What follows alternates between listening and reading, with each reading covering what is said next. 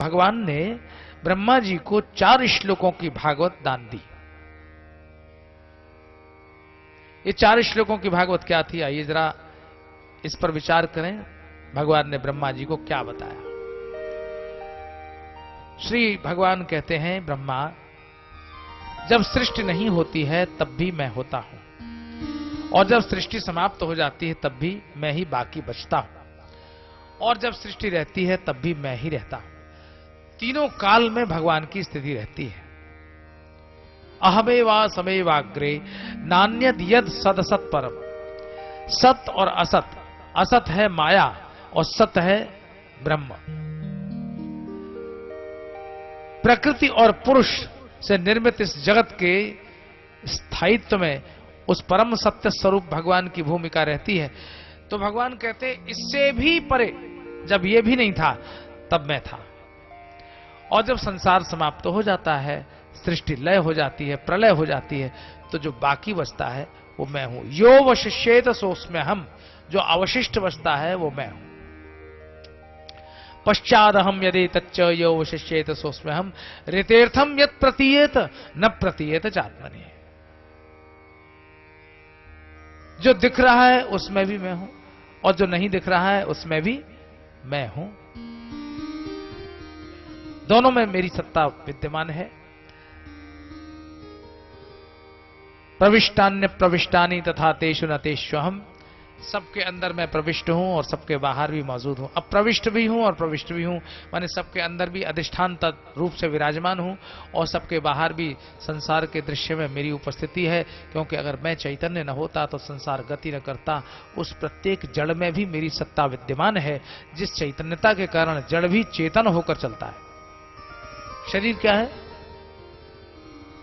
चेतन है कि जड़ है?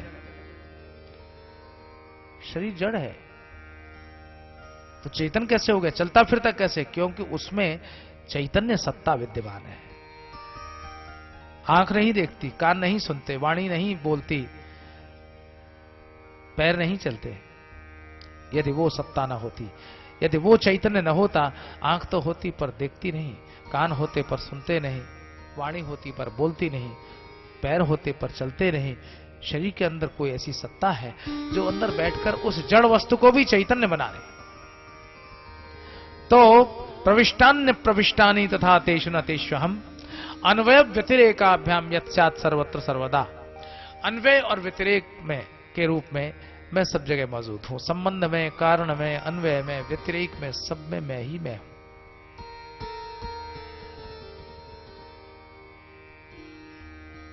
आप आगे सुनेंगे, उसमें जड़भरत प्रसंग में आया है, मृत्तिके तेव सत्यम। माटी ही सच है, मिट्टी सच। सच क्यों है? इसलिए कि मिट्टी से सब बना।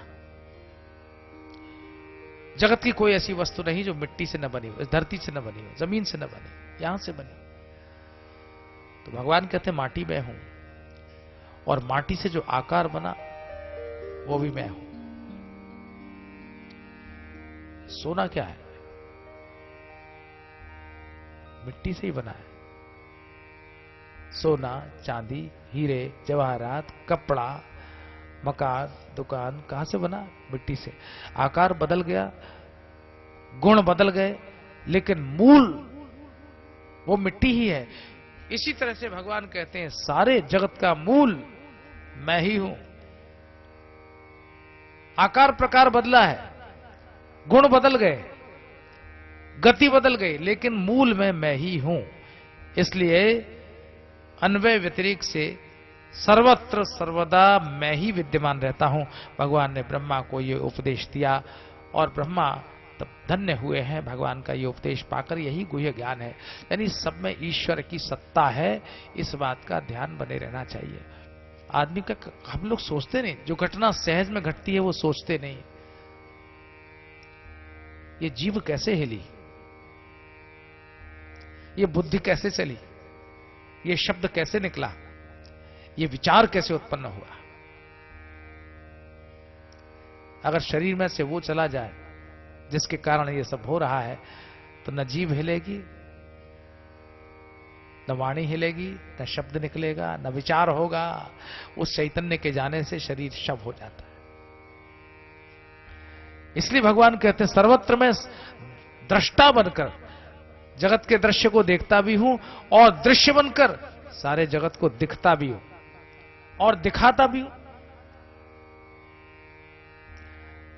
देखना, दिखना और दिखाना, ये तीन बातें, तीन घटनाएं घटती हैं तब पूरा होता है, पूरी क्रिया पूरी होती है। देखना, दिखना और दिखाना। और तीनों में से एक का भी अभाव होगा तो न देखेगा, न दिखेगा, न दिखाएगा।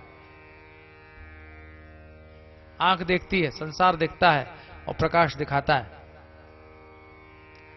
देखने वाली आंख है, दिखने वाला संसार है। प्रकाश चला जाए तो